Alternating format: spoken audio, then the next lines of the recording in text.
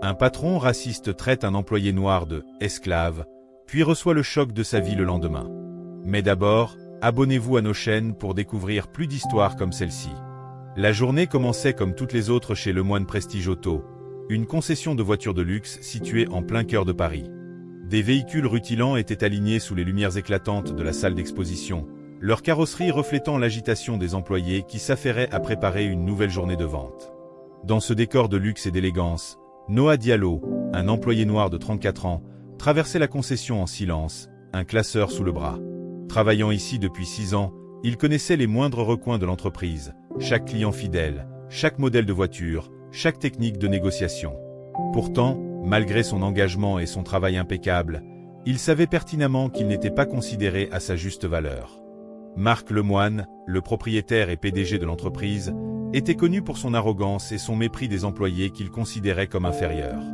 Grand, charismatique, mais terriblement imbu de lui-même, il parlait souvent avec un ton condescendant, surtout lorsqu'il s'adressait aux employés de couleur. Il se vantait de son instinct infaillible pour repérer les talents, mais en réalité, il favorisait toujours les mêmes types de personnes, jeunes, blancs et issus du même cercle social que lui. Noah, lui, avait gravi les échelons par le seul mérite de son travail. Il était entré comme simple assistant commercial et avait prouvé à maintes reprises son efficacité. Mais alors qu'il aurait dû être promu depuis longtemps, il voyait sans cesse d'autres collègues, moins expérimentés, passer devant lui.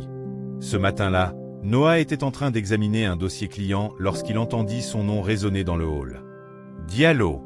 Il se retourna et vit Marc Lemoine s'approcher à grands pas, un rictus moqueur sur le visage. « Ça fait 10 minutes que je te cherche. Viens ici. » Noah garda son calme et le suivit jusqu'à l'entrée du showroom où un client impatient attendait à côté d'une Ferrari SF90 Stradale. C'était un modèle ultra exclusif, réservé à une clientèle triée sur le volet. « Tu es censé nettoyer cette voiture avant l'arrivée du client. » Aboya Marc. « Regarde-moi ça, il y a des traces de doigts sur la carrosserie. » Noah fronça les sourcils. Il savait qu'il n'était pas en charge du nettoyage des véhicules. « Ce n'est pas mon rôle, monsieur Lemoine. J'étais en train de finaliser un dossier client pour la vente de la Porsche Taycan. » Marc haussa un sourcil, amusé. « Ah, la vente de la Porsche ? Tu penses que c'est ton job de vendre des voitures maintenant ?» Il laissa échapper un rire méprisant. « Non, Diallo, ton rôle, c'est de faire ce qu'on te dit. Et aujourd'hui, ça inclut de faire briller cette voiture. » Les clients présents regardèrent la scène, certains visiblement gênés.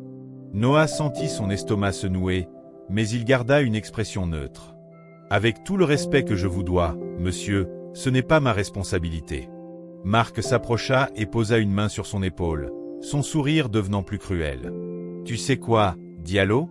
Tu oublies une chose essentielle. » Noah ne répondit pas. Il savait qu'il valait mieux garder le silence.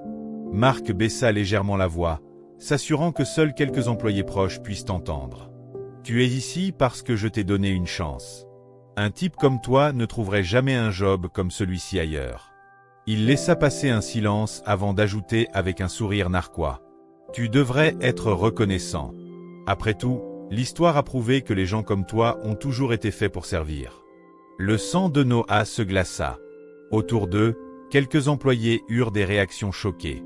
L'un d'eux, Paul, un commercial récemment embauché, ouvrit la bouche comme s'il allait intervenir, mais se ravisa. Noah inspira profondément. Il avait entendu des choses horribles dans sa vie, mais jamais on ne lui avait dit une chose pareille en pleine face. « Vous venez de me traiter d'esclave, monsieur Lemoine ?» demanda-t-il d'une voix maîtrisée. Marc ricana. « Oh, ne sois pas dramatique. Je dis juste que certains sont faits pour être patrons, et d'autres, pour exécuter. Tu vois ce que je veux dire ?» Noah ne sia pas. Il sentit son cœur battre plus fort, mais il ne céda pas à la colère. Il savait exactement quoi faire. « Je vois, monsieur Lemoine. Je vois très bien. » Il prit un chiffon sur le comptoir et commença à essuyer la Ferrari, mais quelque chose dans son regard avait changé. Il n'était pas brisé. Il était déterminé. Cette fois, il ne laisserait pas passer. Il savait que demain, tout serait différent. Noah essuyait la Ferrari avec des gestes lents et précis, mais son esprit était déjà ailleurs. Chaque mouvement qu'il faisait sur la carrosserie brillamment polie était une marque de patience, une marque de contrôle. Il sentait les regards des autres employés sur lui, certains mal à l'aise, d'autres silencieux, trop effrayés pour dire quoi que ce soit. Mais ce silence ne durerait pas. Il termina de nettoyer la voiture sous le regard satisfait de Marc Lemoine, qui croisa les bras et hocha la tête avec un sourire suffisant. Voilà. C'est pas compliqué quand on écoute les ordres, hein? Noah ne répondit pas. Il posa délicatement le chiffon sur le comptoir et fit demi-tour, marchant d'un pas mesuré vers l'arrière-boutique. Dès qu'il entra dans la pièce, il sortit son téléphone de sa poche et ouvrit son application d'enregistrement vocal. Depuis plusieurs mois, il avait pris l'habitude d'enregistrer discrètement certaines conversations au travail. Ce n'était pas la première fois que Marc tenait des propos déplacés, mais c'était de loin la pire. Il fit défiler sa galerie audio et trouva l'enregistrement en cours. Il remit les écouteurs et écouta les mots de Marc résonner encore une fois dans ses oreilles. Après tout, l'histoire a prouvé que les gens comme toi ont toujours été faits pour servir. Noah sentit un frisson lui parcourir l'échine. Cette phrase. Il savait qu'elle était suffisante pour détruire Marc Lemoine. Mais il ne se contenterait pas de le faire tomber. Il allait faire en sorte qu'il perde tout. Il inspira profondément et fit défiler ses contacts jusqu'à un numéro enregistré sous le nom de Maître El Diop. Il appuya sur le bouton d'appel. « Allô ?» répondit une voix posée à l'autre bout de la ligne. « Maître Diop, c'est Noah Diallo. Je crois qu'on a enfin ce qu'il faut. » Pendant le reste de la journée, Noah se comporta comme si de rien n'était. Il retourna à son bureau, finalisa quelques contrats et salua même quelques clients avec son habituel sourire professionnel. Mais à l'intérieur, il préparait chaque détail. Il envoya discrètement un message à quelques collègues de confiance. « Passe-moi un coup de fil après le boulot. J'ai quelque chose à te dire. » À la fin de la journée, alors que les employés rangeaient leurs affaires, Marc Lemoine fit une dernière apparition dans la salle principale. Il souriait largement, discutant avec Pierre, un autre commercial blanc récemment embauché. « Tu sais ce que j'apprécie chez toi, Pierre ?» dit Marc en tapotant l'épaule du jeune homme. « Tu comprends l'image de notre marque. Tu as l'air d'un vendeur de voitures de luxe. C'est essentiel pour nos clients. » Noah, qui passait près de la porte, sentit la pique lui être indirectement adressée. « Tu as l'air d'un vendeur de voitures de luxe. » Sous-entendu, Noah, lui, n'en avait pas l'air. Il serra les dents, mais il savait que demain, cette arrogance disparaîtrait. « Bonne soirée, monsieur Lemoine, » dit-il avec un sourire poli. Marc lui lança un regard suffisant. « Oui, oui. Essaie de ne pas être en retard demain. » Noah hocha la tête et quitta la concession, mais demain, Marc regretterait profondément ses paroles. Dehors, il retrouva Omar et Élodie, deux collègues qu'il avait rejoints à un café après le travail. Omar était responsable des stocks et Élodie, assistante administrative. Il faisait partie des rares employés à avoir toujours soutenu Noah malgré l'ambiance toxique. Ils s'installèrent à une table en terrasse, et Noah prit son téléphone. « J'ai quelque chose à vous faire écouter. » Il appuya sur lecture et la voix de Marc Lemoine résonna dans leurs oreilles. « Tu es ici parce que je t'ai donné une chance. Un type comme toi ne trouverait jamais un job comme celui-ci ailleurs. Après tout, l'histoire a prouvé que les gens comme toi ont toujours été faits pour servir. » Élodie porta sa main à sa bouche, horrifiée. « Il a vraiment dit ça. » Omar secoua la tête, furieux. « Ce salaud, il se croit intouchable. » Noah posa son téléphone sur la table et les regarda. « Il croit être intouchable. Mais il a fait une énorme erreur. » Élodie fronça les sourcils. « C'est quoi ton plan ?» Noah sourit, son regard plein de détermination. « Vous allez voir. Demain matin, il ne comprendra même pas ce qui lui arrive. » Le lendemain matin, l'atmosphère dans la concession était différente. Marc Lemoine arriva comme à son habitude, vêtu de son costume hors de prix, prêt à diriger son royaume. Il s'attendait à une journée ordinaire, remplie de ventes et de réunions. Mais en entrant dans la concession, il sentit immédiatement que quelque chose clochait. Plusieurs employés étaient regroupés dans le hall, murmurant entre eux. Certains avaient l'air excités, d'autres inquiets. « Qu'est-ce qui se passe ?» demanda Marc en fronçant les sourcils. Personne ne répondit immédiatement, mais soudain, un homme en costume entra dans la concession, accompagné d'une femme élégante et d'un autre homme aux traits sévères. Marc eut un petit rire nerveux. « Messieurs, mesdames, en quoi puis-je vous aider ?» L'homme en costume sortit une carte et la tendit à Marc. « Je suis Maître Diop, avocat. Voici ma cliente, Madame Diallo. » Marc cligna des yeux, stupéfait. « Diallo ?» Il tourna la tête et vit Noah debout près de la porte, vêtu d'un costume gris impeccable. Son expression était calme, mais ses yeux brillaient d'une force nouvelle. Marc sentit un malaise l'envahir. « C'est quoi cette blague ?» Maître Diop posa un dossier épais sur le comptoir.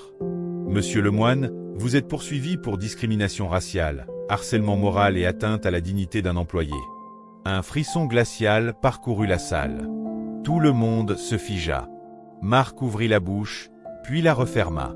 Son regard passait de Noah à l'avocat, puis aux employés qui les regardaient avec stupéfaction. « Vous plaisantez, j'espère. » Noah prit la parole, sa voix posée. « Non, Marc. C'est très sérieux. » Il sortit son téléphone et posa une enceinte Bluetooth sur le comptoir. Puis, il appuya sur lecture. Et dans le silence le plus total, la voix de Marc Lemoine résonna dans toute la concession. « Tu es ici parce que je t'ai donné une chance. Un type comme toi ne trouverait jamais un job comme celui-ci ailleurs. Après tout, l'histoire a prouvé que les gens comme toi ont toujours été faits pour servir. » Un choc total. Les employés se tournèrent vers Marc avec des expressions outrées, horrifiées, incrédules. Marc devint livide. C'est sorti de son contexte. Bredouilla-t-il, sa voix montant d'un ton. Maître Diop le fixa froidement. Nous avons une copie de cet enregistrement qui sera transmise à la justice. Et aux médias. Marc sentit son souffle se bloquer. Quoi ? Noah croisa les bras, un sourire calme sur les lèvres. Tu pensais pouvoir dire n'importe quoi sans conséquence ? Aujourd'hui, Marc, tu vas voir ce que ça fait de ne plus être en position de force. Marc se sentait piégé. Son regard balaya la concession, cherchant du soutien, mais les visages qui l'entouraient exprimaient tous la même chose, du dégoût, du choc et un brin de satisfaction. Même ceux qui l'avaient toujours soutenu évitaient de croiser son regard. Il passa une main tremblante dans ses cheveux, cherchant une échappatoire. « C'est un coup monté », tenta-t-il, la voix légèrement tremblante. Noah a manipulé ces enregistrements. Vous ne pouvez pas prouver quoi que ce soit. Maître Diop esquissa un sourire froid. Nous avons non seulement l'enregistrement original, mais aussi des témoignages d'employés. Plusieurs personnes ont confirmé que vous avez tenu des propos similaires à maintes reprises. Un murmure parcourut la salle. Marc sentit son cœur s'accélérer. Des témoignages ? Il jeta un regard furieux autour de lui. Qui a osé ? Personne ne répondit immédiatement, mais Omar fit un pas en avant. Moi. Marc le fixa, incrédule. Puis Élodie s'avança à son tour. Moi aussi. Puis un autre employé. Puis un autre. Puis encore un autre. Bientôt, presque toute l'équipe se tenait derrière Noah, confirmant qu'ils avaient vu ou entendu des comportements similaires de Marc. Son visage passa du rouge à une pâleur inquiétante. Il était seul. Totalement abandonné par ceux qu'il avait autrefois considérés comme ses loyaux subordonnés. Noah croisa les bras, observant calmement l'effondrement de l'homme qu'il avait méprisé pendant tant d'années. « Tu pensais que personne ne parlerait, Marc ?» demanda-t-il doucement. « Tu pensais que la peur te protégerait éternellement ?» Marc ne répondit pas. Il ouvrit et referma la bouche, incapable de trouver un argument valable. C'est alors que les portes de la concession s'ouvrirent brusquement. 2 agents du ministère du Travail entrèrent, accompagnés d'un homme en costume. « Marc Lemoine ?» annonça l'un des agents. Marc se redressa instinctivement.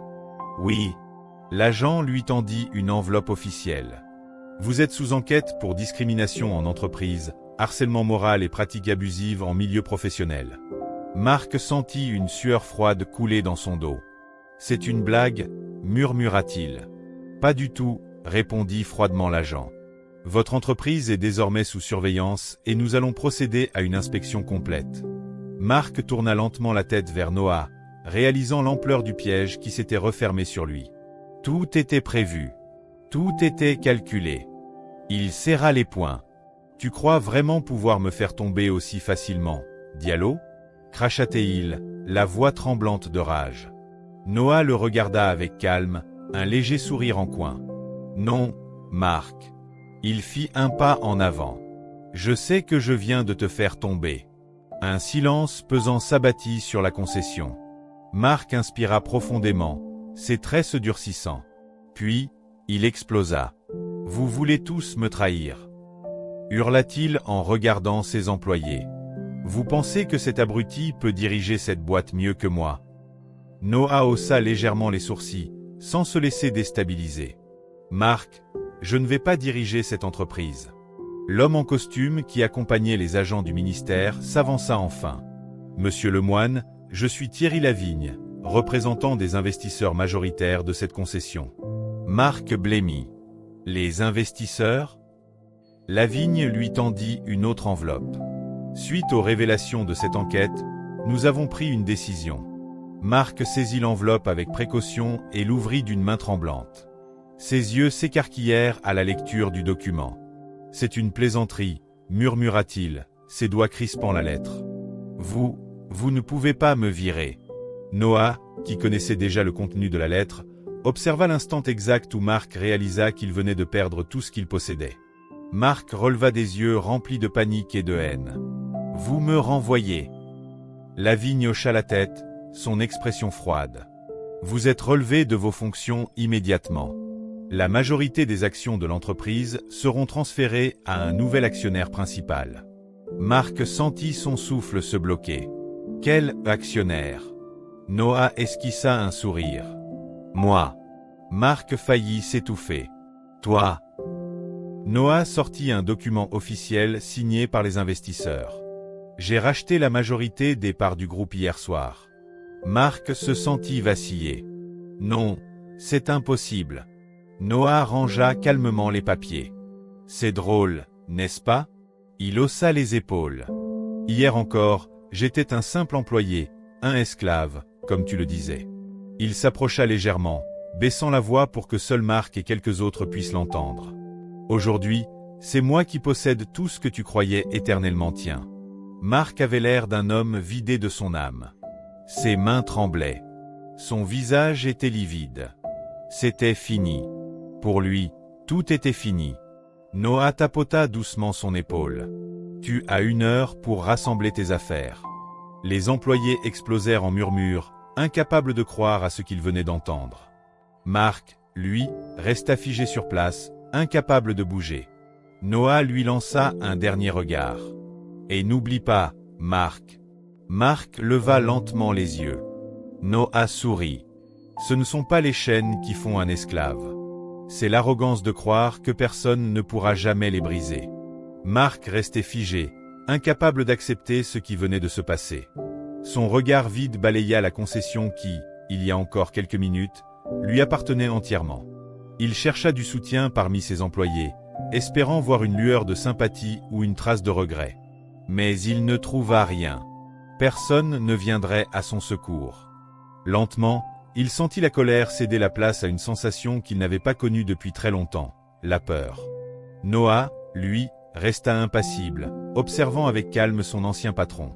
L'homme qu'il avait méprisé, humilié, rabaissé, était maintenant un fantôme de lui-même. Marc inspira difficilement, sa poitrine se soulevant avec effort. Non, non, c'est une erreur. Il secoua la tête, comme s'il essayait de chasser un cauchemar éveillé. Je vais contester ça. Vous ne pouvez pas me faire ça. Noah haussa légèrement les épaules. Je n'ai rien fait, Marc. Marc lui lança un regard rempli de rage et de désespoir. Tu as tout manigancé. Il désigna les investisseurs et les avocats. Tu as comploté dans mon dos. Noah sourit doucement. Je n'ai rien fait d'autre que te donner ce que tu mérites. Marc ouvrit la bouche pour répliquer, mais il n'avait plus aucun argument. C'était fini. Noah fit signe à un agent de sécurité qui s'avança vers Marc. Monsieur Lemoine, veuillez rassembler vos affaires et quitter les lieux. Marc écarquilla les yeux. Vous me virez comme un vulgaire employé? Noah croisa les bras. Non, Marc. Je te vire comme un homme qui n'a jamais respecté ses employés.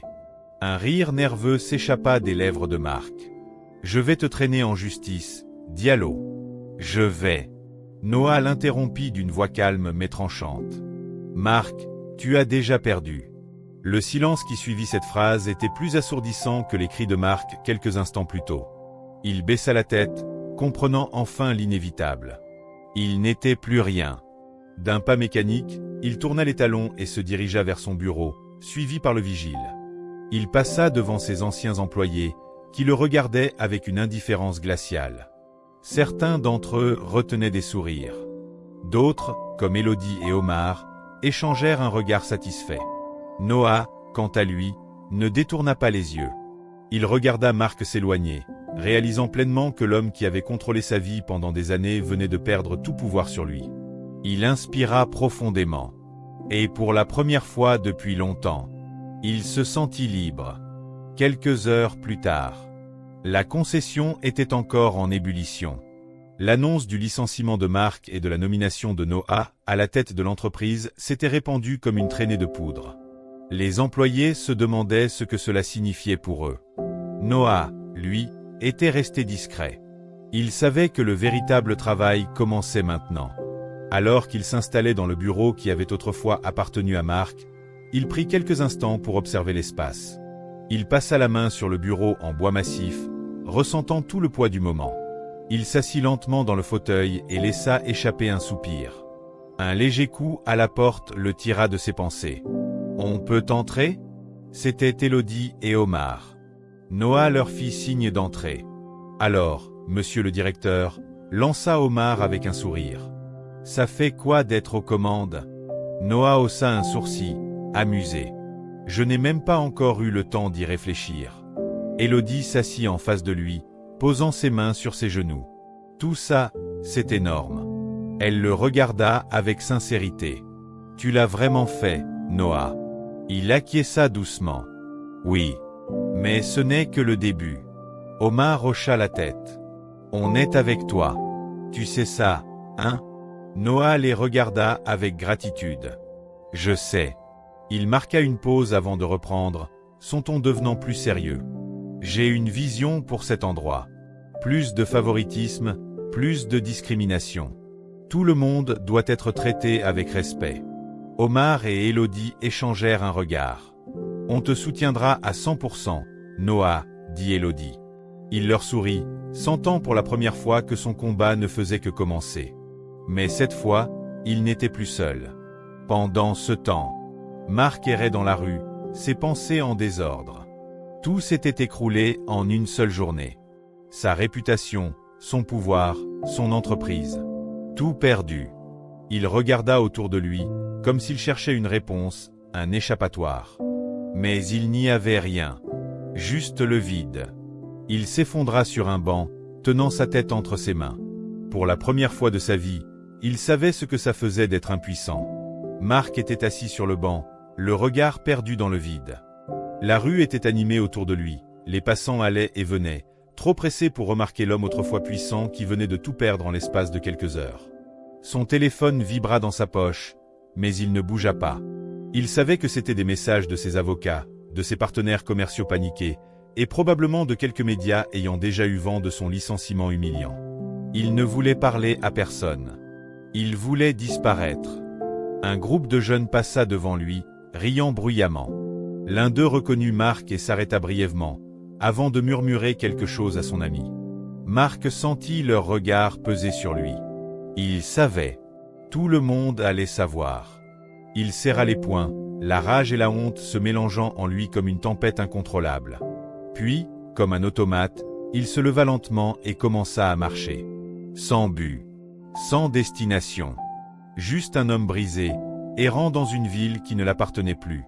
De l'autre côté de la ville, dans un restaurant élégant. Noah était assis à une table privée, en face de Maître Diop et de Thierry Lavigne, l'investisseur principal qui l'avait aidé à racheter la majorité des parts de la concession.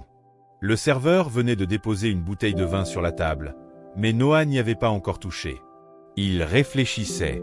Son plan avait fonctionné. Marc était tombé. Et lui, il avait gagné.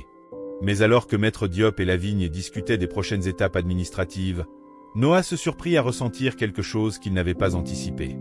Un vide. Il s'attendait à ressentir de la satisfaction, de l'accomplissement, peut-être même une euphorie triomphale. Mais à la place, il ressentait seulement un immense poids sur ses épaules. Lavigne le tira de ses pensées. « Noah, tu es avec nous ?» Il releva la tête et hocha la tête. « Oui. Excusez-moi, j'étais perdu dans mes pensées. » Maître Diop sourit légèrement. « C'est normal.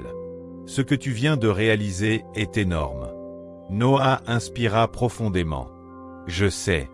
Mais maintenant, il faut que je prouve que je suis à la hauteur. » Lavigne hocha la tête. « Et tu le es. Tu as la confiance des employés. Tu as une vision. Et surtout, tu as mérité ta place. » Noah ne répondit pas immédiatement. Il repensa à toutes ces années passées sous l'autorité de Marc. À toutes les humiliations, à tous les efforts qu'il avait faits pour prouver qu'il valait autant que les autres. Et maintenant qu'il était en haut, il réalisait à quel point l'ascension avait été difficile. « Je veux transformer cet endroit », finit-il par dire. « Je veux que cette concession devienne un modèle. Pas juste une entreprise de vente de voitures de luxe, mais un endroit où les employés sont respectés et récompensés pour leur travail. » Lavigne sourit. « Alors fais-le. Tu as carte blanche. » Noah acquiesça, mais au fond de lui, il savait que le plus dur restait à venir. Le lendemain matin, la concession était en effervescence. L'annonce du départ de Marc et de la nomination officielle de Noah avait déjà fait le tour des employés. Certains étaient ravis, d'autres un peu plus sceptiques. Mais tous attendaient de voir ce que Noah allait faire. Il entra dans le showroom d'un pas assuré, vêtu d'un costume sobre mais élégant. C'était son premier jour en tant que directeur. Tous les regards se tournèrent vers lui. Noah prit une grande inspiration et s'arrêta au centre de la salle. « Je sais que ces derniers jours ont été pleins de surprises », commença-t-il d'une voix calme mais ferme. « Et je sais que certains d'entre vous se demandent ce que tout cela signifie pour l'avenir de cette entreprise. » Il balaya la salle du regard. « Mais laissez-moi être clair sur une chose. Les jours où certains étaient traités comme des sous-fifres pendant que d'autres se croyaient intouchables sont révolus. » Un silence total. Puis, lentement, quelques employés commencèrent à hocher la tête. Ici, désormais, le respect, l'équité et le mérite seront les seules règles. Un léger murmure parcourut la salle. Noah savait que ce ne serait pas facile. Mais il était prêt. Et surtout, il était enfin libre de construire quelque chose qui lui ressemblait. Pendant ce temps, Marc entra dans un bureau exigu, situé au fond d'un immeuble gris de la banlieue parisienne. C'était une agence d'intérim. L'homme derrière le comptoir leva à peine les yeux lorsqu'il le vit entrer. « Non » demanda-t-il, l'air blasé. Marc déglutit difficilement. Il n'avait jamais eu à postuler pour un emploi de sa vie. Il ouvrit la bouche, mais aucun son n'en sortit immédiatement. Puis, finalement, d'une voix rauque, il murmura. « Marc Lemoine. » L'agent tapa son nom sur l'ordinateur. Quelques secondes s'écoulèrent, puis il fronça les sourcils. « Attendez. Vous êtes bien le Marc Lemoine de Lemoine Prestige Auto ?» Marc sentit son cœur s'effondrer dans sa poitrine. Il baissa légèrement la tête. « Oui. » Un silence pesant s'installa. Puis l'agent haussa un sourcil et secoua la tête. « Désolé, monsieur. Avec ce qu'il y a sur votre dossier en ce moment, aucun employeur ne voudra vous embaucher. » Marc sentit le sol se dérober sous lui. « Quoi ?» L'agent le regarda, indifférent. « Il y a trop de controverses autour de votre nom. Votre réputation est, disons, compliquée. » Marc ne trouva rien à répondre. Il se contenta de fixer l'agent, incapable d'accepter la réalité. Il était ruiné, humilié, inemployable. Il était devenu exactement ce qu'il méprisait autrefois. Un homme sans pouvoir. Marc sortit de l'agence d'intérim, le regard vide. Le monde autour de lui semblait flou. Le bruit des voitures, le brouhaha des passants, tout cela paraissait lointain, comme s'il marchait dans un rêve cauchemardesque dont il ne parvenait pas à se réveiller. Lui, Marc Lemoine, réduit à quémander un emploi. C'était inimaginable. Il tituba légèrement en descendant les marches du bâtiment et s'arrêta, posant les mains sur ses genoux, essayant de reprendre son souffle. C'était fini. Son nom était partout sur les réseaux sociaux, accompagné de titres humiliants. Racisme en entreprise, un PDG déchu après des propos choquants, Marc Lemoine, la chute d'un homme puissant, d'ex-PDG à chômeur, la descente aux enfers de Marc Lemoine.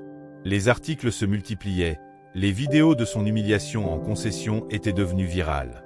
Il ne pouvait plus sortir sans que quelqu'un ne le reconnaisse. Il se redressa lentement et continua à marcher. Ses économies allaient fondre rapidement.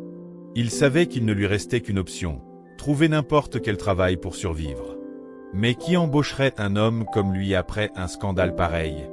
Pendant ce temps, de retour à la concession, Noah se tenait dans son nouveau bureau, regardant les documents financiers. Tout allait vite. Trop vite. Il était officiellement à la tête de l'entreprise, mais une chose l'inquiétait, réparer les dégâts que Marc avait laissés derrière lui. Il y avait des conflits internes, des employés frustrés, des clients mécontents. Mais surtout, il devait prouver qu'il était capable. Il passa une main sur son visage et soupira. Puis, il entendit un léger coup à la porte. « On peut entrer ?» C'étaient Omar et Élodie. « Bien sûr », répondit Noah en se redressant. Ils s'installèrent en face de lui, leur regard bienveillant. « Comment tu te sens ?» demanda Élodie. Noah hésita un instant avant de répondre. « Fatigué. » Omar hocha la tête. « C'est normal. Ce n'est pas facile de prendre la tête d'une entreprise, surtout après ce qu'on vient de vivre. » Noah croisa les bras. « Je savais que ça n'allait pas être simple. Mais maintenant que je suis là, » il inspira profondément. « Je veux bien faire les choses. » Élodie sourit doucement. « Et tu y arriveras. On est là pour t'aider. » Noah sentit un poids se lever légèrement de ses épaules. Il n'était pas seul. Pour la première fois, il était à sa place. Quelques semaines plus tard, Marc, autrefois craint et respecté, était devenu un fantôme du passé. Sa fortune s'était évaporée dans des batailles judiciaires qu'il avait perdues d'avance. Il avait vendu sa voiture de luxe, puis son appartement. Puis, il avait dû quitter Paris. Personne ne voulait l'embaucher. Sa réputation était irrécupérable. Finalement, il trouva un travail. Un emploi banal. Humble. Marc Lemoine, ancien PDG arrogant, était devenu voiturier dans un restaurant de luxe. Chaque jour, il garait des voitures qu'il aurait autrefois vendues. Chaque jour, il ouvrait des portières pour des hommes en costume, comme il l'avait été. Et chaque jour, il voyait des gens comme Noah entrer dans l'établissement, occupant désormais la place qu'il pensait être la sienne. Un soir, alors qu'il venait de garer une Bentley, il vit une silhouette familière sortir du restaurant. Noah. Vêtu d'un élégant costume, il discutait avec des investisseurs, souriant avec assurance. Marc détourna rapidement le regard, mais il savait que Noah l'avait vu.